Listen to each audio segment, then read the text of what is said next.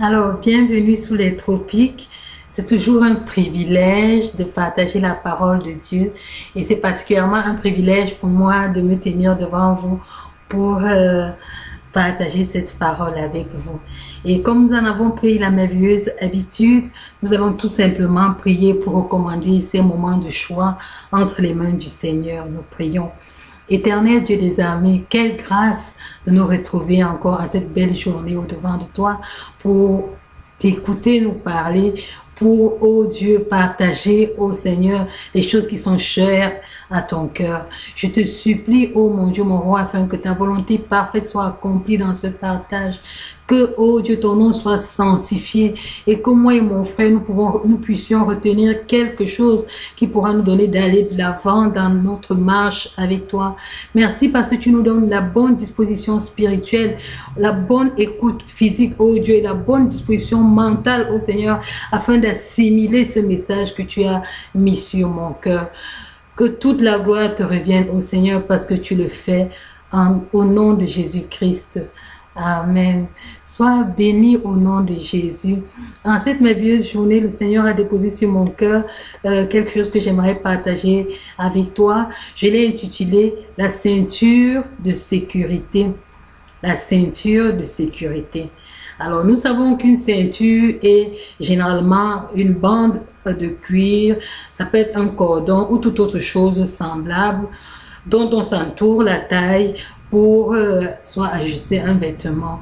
Mais ça peut aussi être un cordon dont on s'entoure la taille pour être hors de danger, sachant que la sécurité, c'est une absence de danger. On retrouve généralement les ceintures de sécurité dans des véhicules, du côté du siège du passager ou bien du côté du siège du chauffeur, où il y a un siège où quelqu'un peut s'asseoir. Et même dans les avions, nous avons comme des ceintures de sécurité qui sont souvent proposées à tous les passagers.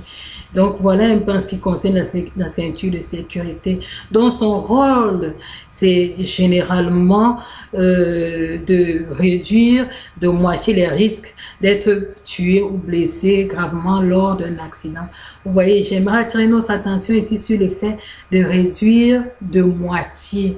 Donc ça veut dire qu'il y a une autre moitié que la ceinture de sécurité ne t'assure pas.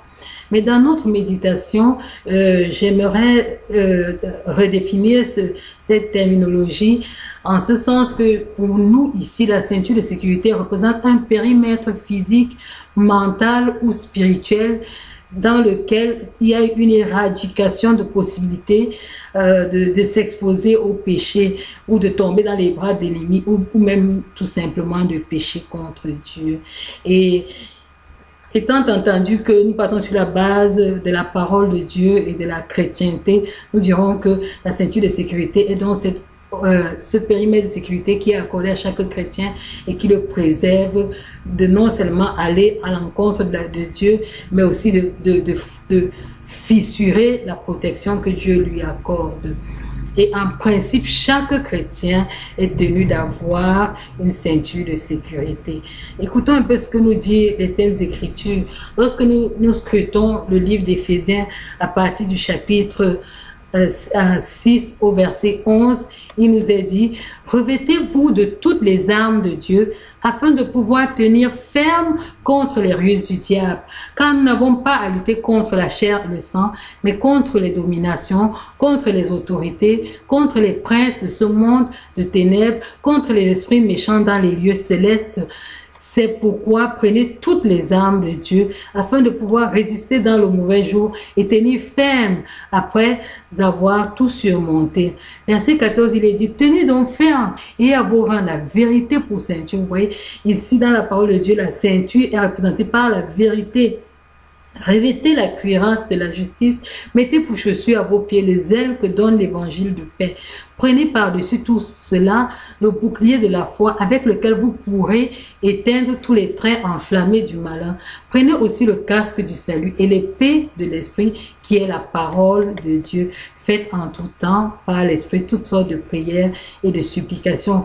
Lorsque nous lisons et nous essayons d'aller pas à pas au travers dans ce passage que nous venons de lire, du verset 11 au verset 18, on se rend compte qu'il y a une série d'éléments qui sont énumérés et qui servent de protection à celui-là qui a la crainte de Dieu. Donc, pour le chrétien, la ceinture de sécurité ne se limite pas seulement à la vérité. C'est un ensemble de choses qui te préservent et qui te gardent dans le périmètre du Seigneur. Voilà ce que peut nous dire ce passage. Mais pourquoi cela est-il important pour nous?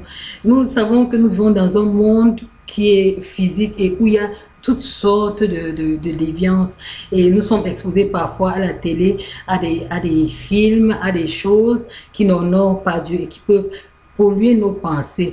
Nous sommes aussi, lorsque nous marchons avec des hommes dans la société normale, ces hommes ne pensent pas forcément comme nous, et ces hommes peuvent avoir des pensées qui peuvent s'inscrire en faux par rapport à la parole de Dieu.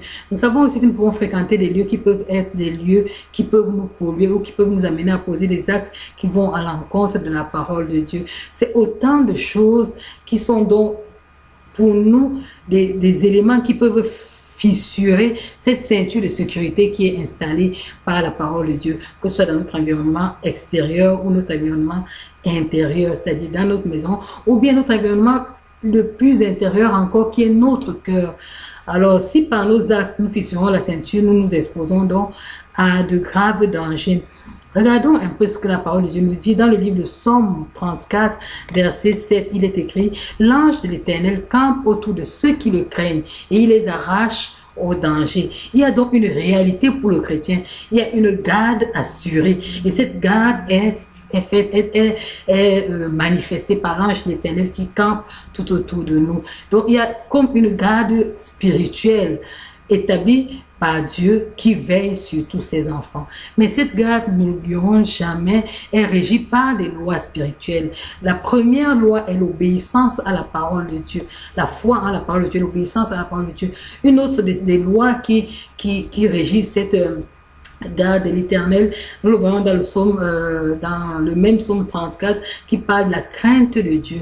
La crainte de Dieu qui nous éloigne du mal. Cette crainte de Dieu aussi préserve notre langue du mal. Cette crainte de Dieu est donc comme une autre protection qui nous assure la présence protectrice de l'ange de Dieu. Nous allons voir peut-être aussi, si nous regardons dans le livre de 1 Samuel chapitre 2 verset 30, que Dieu dit qu'il honore ceux qui l'honorent et méprise ceux qui le méprisent. Ça veut dire que en tant que chrétien, Dieu s'attend à toi, Dieu s'attend de toi que tu puisses l'honorer dans ta conduite et dans ta façon de faire.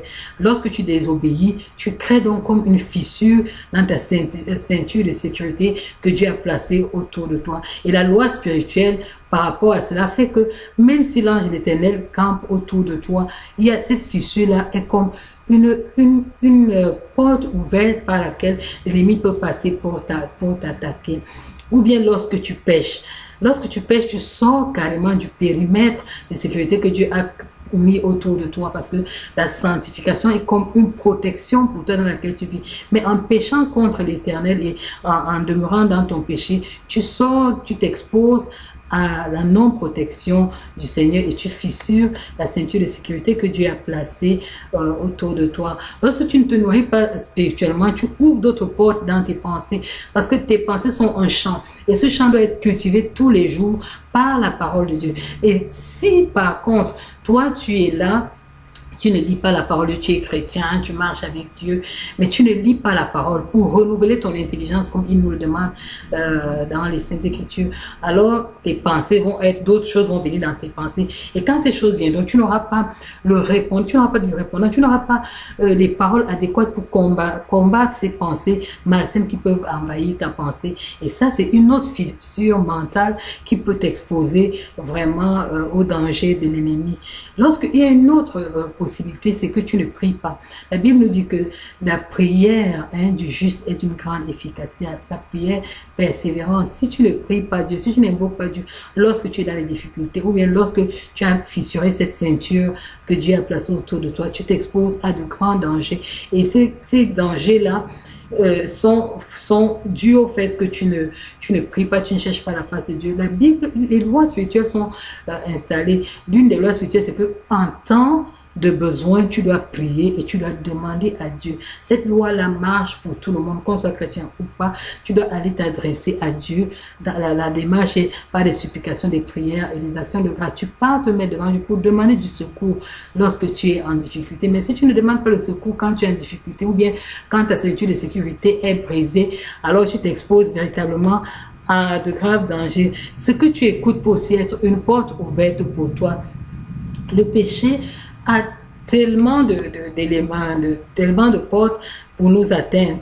Mais c'est nous qui devons veiller sur nos pas, c'est nous qui devons veiller sur ce que nous faisons pour ne pas nous exposer à ces déviances-là, pour ne pas nous exposer au péché. Qu'est-ce que j'essaie de te dire? J'essaie tout simplement de te dire en quelques mots que Dieu, où tu es en tant que chrétien, il y a une sécurité qui est là tout autour de toi, que Dieu a placée. Et autant de fois que tu demeures dans la crainte de Dieu, autant de fois que tu demeures au pied du Seigneur, autant de fois que tu obéis à sa parole, ce périmètre de sécurité est installé. Mais si tu commences à désobéir, tu commences à aller à gauche et à droite, tu commences à ouvrir les portes dans ta pensée et les pensées malsaines entrent, alors tu t'exposes véritablement à la pollution et ta ceinture de sécurité est fissurée. C'est comme quelqu'un qui porte une ceinture qui est coupée, elle est juste liée à un bout de fil et il suffit de tirer fortement pour que la ceinture soit brisée.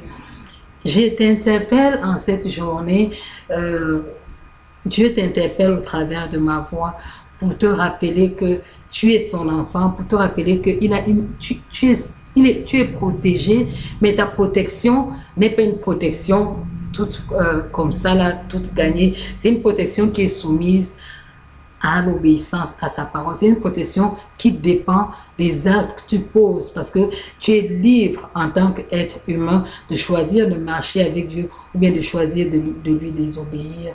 Bien des fois, nous avons vu des gens marcher avec Dieu et se détourner de Dieu pendant leur marche. Nous avons bien vu par exemple le roi Salomon dans l'Ancien Testament qui a marché avec Dieu au début de son royaume. Dieu l'a établi, Dieu l'a béni, Dieu lui a donné une sagesse inimaginable. Mais le roi Salomon à la fin a désobéi au Seigneur et s'est retrouvé dans de mauvaises conditions, de mauvaises postures. Vous voyez, tu peux bien commencer à marcher avec Dieu, mais au cours de ta marche, admettre des petites choses qui vont être comme des fissures, et ces fissures vont te détruire à la fin. Je t'encourage au travers de ceci, je sonne le glas, je clignote au devant de toi pour te dire, mon frère, ma soeur, c'est bien en tant que chrétien de marcher avec Dieu. C'est bien en tant que chrétien de faire la volonté de Dieu. C'est bien en tant que chrétien d'obéir à Dieu. Sinon, nous ouvrons des portes qui pourront être plus tard des pièges dans nos vies, qui pourront être des moyens de destruction, qui pourront être des moyens que Dieu avait utilisés pour détruire notre foi, détruire notre vie, détruire tout ce que nous avons bâti, et même détruire nos enfants. Veille sur tes pas. Je ne sais pas où ta ceinture de sécurité a été fissurée. En ce moment, je t'interpelle de regarder et de mettre les choses en ordre afin de demeurer sous le bras protecteur de l'Éternel. Que mon Dieu te bénisse et préserve ta ceinture de sécurité. Elle est mentale, elle peut être physique, ça dépend de à quoi tu es exposé. Préserve ta ceinture de sécurité. Mon Dieu te bénisse. Nous allons prier. Éternel Dieu des armées, merci pour ce thème, merci pour cette interpellation encore, oh Dieu Tout-Puissant. Car, oh Dieu, nous marchons dans un monde, oh, où la pollution est remplie. Je te supplie, oh Seigneur, pendant que nous t'écoutons, oh Dieu, tu connais toi, ta parole nous dit que ton esprit sonde les profondeurs, oh Dieu de l'homme. Ça sonde les cœurs, ça sonde les reins. Seigneur, celui-là qui est en train de m'écouter en ce moment, tu connais où sa ceinture de sécurité est fissurée. Tu connais même s'il est déjà rentré dans le monde. Tu connais s'il est rentré dans le péché. Je te supplie, oh mon Dieu, par ta grâce, c'est toi seul qui peut convaincre le cœur d'un homme. Touche le cœur de mon frère, touche le cœur de ma soeur et donne-leur de revenir à toi, ô Seigneur, afin de demeurer sous ta protection divine. Merci Seigneur parce que tu me fais cette grâce, tu fais grâce à mon frère et à ma soeur, ô Seigneur, et pardonne quel que soit, ô Dieu, l'acte que nous avons posé devant toi qui a offensé ton cœur, Seigneur Dieu, et qui a ouvert la porte à l'ennemi. Pardonne-nous et donne-nous, ô Dieu, de marcher en honnêteté de vie, dans l'obéissance et la crainte de toi. Merci Seigneur parce que tu préserves même nos langues du mal. Que toute la gloire te revienne au nom de Jésus-Christ. Amen. Sois béni au nom de Jésus-Christ et vivement marche dans la crainte de Dieu. Et je suis sûre que le Seigneur te protégera et ta ceinture de sécurité sera ferme. Sois béni au nom de Jésus-Christ. Amen.